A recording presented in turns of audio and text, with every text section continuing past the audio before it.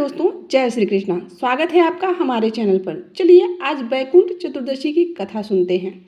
उससे पहले यदि आप हमारे चैनल पर नए हैं तो प्लीज़ चैनल को सब्सक्राइब कर लीजिए, बेल आइकन प्रेस कर दीजिए और एक प्यारा सा लाइक कर दीजिए। तो चलिए कथा प्रारंभ करते हैं। श्री हरि विष्णु का नाम लेते हुए बोलिए ओम विष्णुवे नमः। वैकुंठ चतुर्दशी का व्रत कार्तिक मास के शुक्ल पक्ष की चतुर्दशी को रखा जाता है। वैकुंठ चतुर्दशी पर भगवान शिव और श्री हरि विष्णु जी का मिलन होता है। इस दिन को हरिहर मिलन भी कहा जाता है। इस मिलन पर दोनों ही भगवान एक दूसरे की पसंदीदा वस्तुओं को अर्पित करते हैं। भगवान शिव और हरि विष्णु जी एक साथ वैकुंठ चतुर्दशी पर पूजा होती है। इस दिन दीपावली की तरह दोनों ही देवताओं के मिलने का उत्सव मनाया जाता है।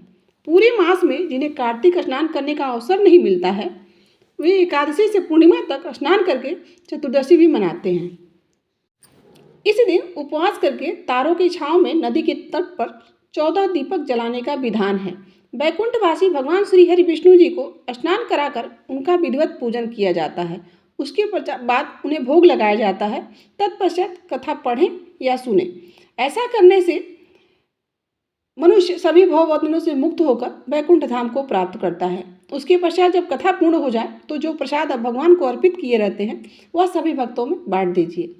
शास्त्रों में कहा गया है कि आज के दिन जो भी भक्त 1000 कमलों से भगवान विष्णु का पूजन करते हैं वे मनुष्य भवबंधनों से मुक्त होकर वैकुंठ धाम को प्राप्त कर लेते हैं।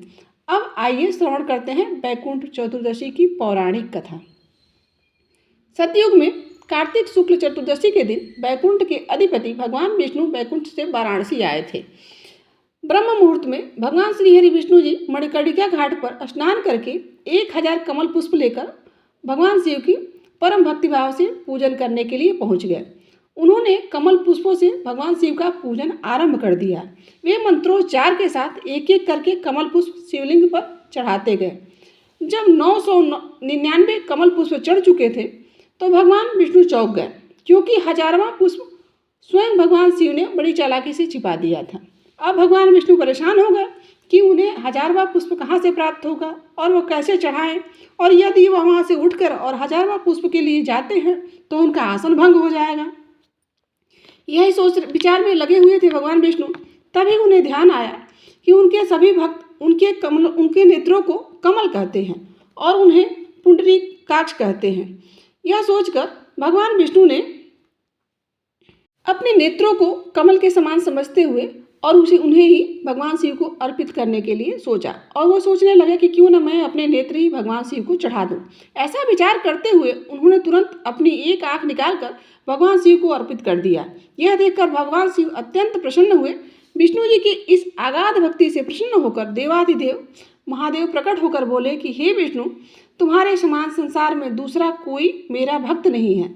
यह कार्तिक शुक्ल चतुर्दशी अब वैकुंठ चतुर्दशी कहलाएगी। आपकी भक्ति से प्रसन्न होकर आज मैं आपको तीनों लोक का राज्य देता हूँ।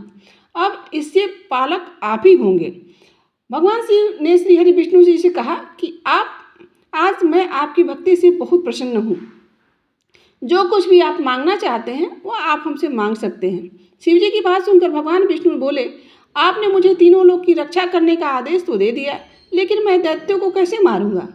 शिव जी ने कहा, इसके लिए मैं आपको एक सुदर्शन चक्र दे रहा हूँ। इसे ग्रहण करें और इसके द्वारा आतताई दैत्यों का संहार करें। इस तिथि को आपने मुझे कमलों से पूजा है, इसलिए मैं आपको और भी एक वरदान प्रदान कर रहा हूँ।